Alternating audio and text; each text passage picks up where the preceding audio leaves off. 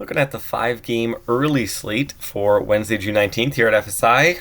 If you are new to us or a returning viewer, please hit that subscribe button. We are so close to 5,000 subscribers. It really does mean a lot to us here, and it helps us out in terms of providing and continuing content for you all. If you are hoping for a main slate video for later on Wednesday night, we will have that covered as well, but that video is probably not going to be coming out until later on Wednesday morning. So come back for that.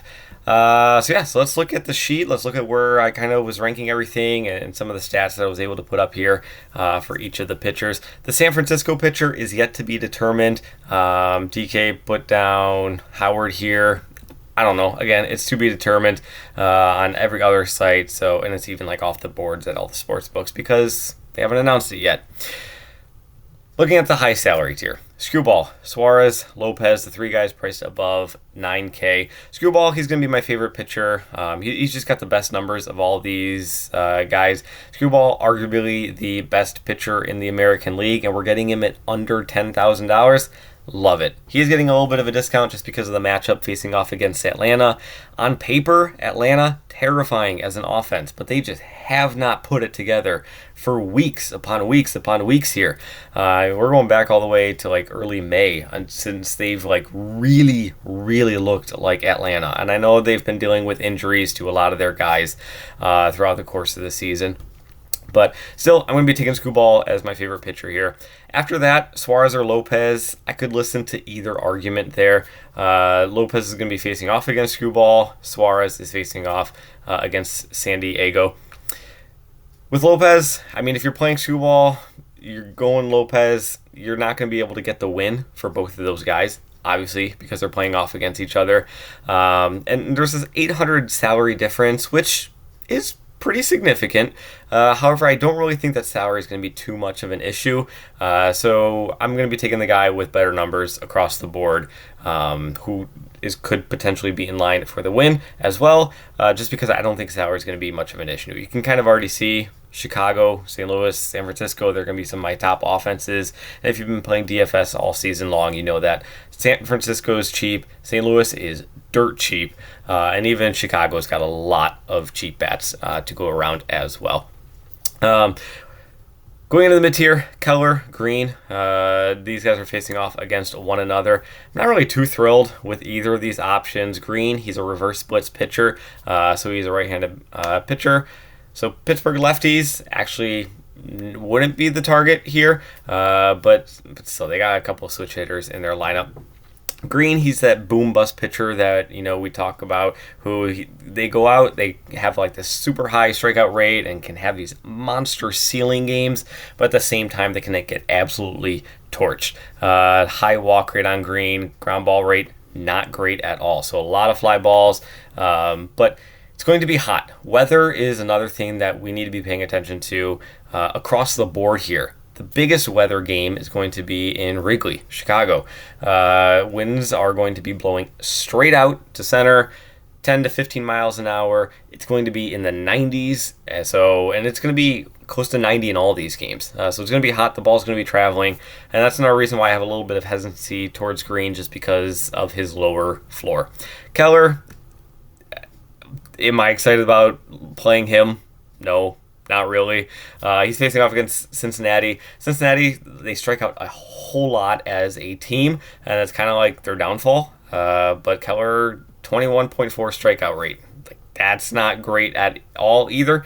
So I think I mentioned in the last video it's kind of like fixes or solves Cincinnati's kryptonite, is facing a pitcher who doesn't strike out many guys. So I do think that Cincinnati's going to be really intriguing as a GPP play. I'm not too interested in either of these pitchers, Keller or Green. So if I was going outside of these top three, I'd be going down towards Gibson. Gibson's facing off against Miami. I think he's going to be a very popular cheap play. I mentioned that salary is not going to be too much of an issue, but if you wanted to jam in the Philly bats and the left-handed guys over there, you're going to need some salary relief at pitching because they have a couple of guys who are priced over $6K. But Gibson's definitely going to be the number one guy facing off against Miami. And then Waldron, just kind of there as well. Hendricks, Chirinos, absolutely not. You can see the numbers here. Chirinos, his numbers come from last season when he last pitched in the majors.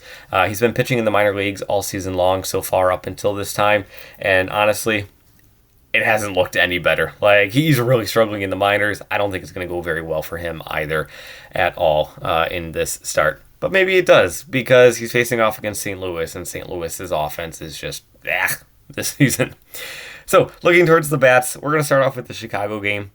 I mentioned I really like Chicago. San Francisco's also up there as well, just because it's two poor pitchers. Chicago, I don't like. It's to be determined with San Francisco. If it's a bullpen game for San Francisco, one, don't pay attention to, like platoon splits or anything, because if this Howard guy goes, he's only going to be going 2-3 innings, and then it's a bullpen game for San Francisco from there on out. So don't pay attention to, platoon splits from the Chicago bats.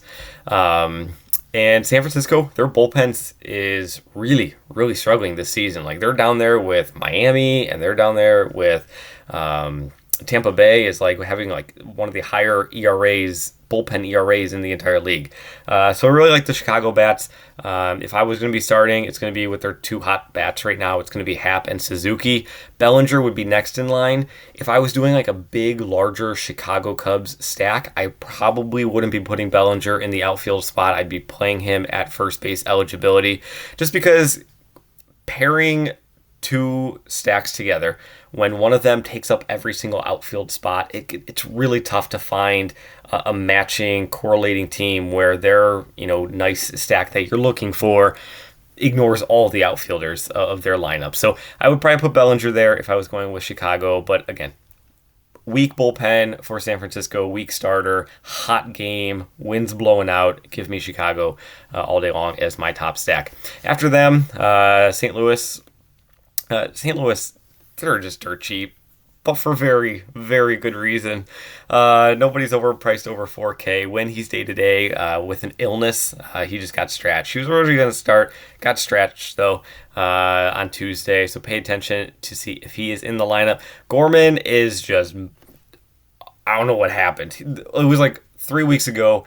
Everybody was talking about Gorman, like, you need to go out and get him in your season-long fantasy leagues, and, like, he was lighting the world on fire.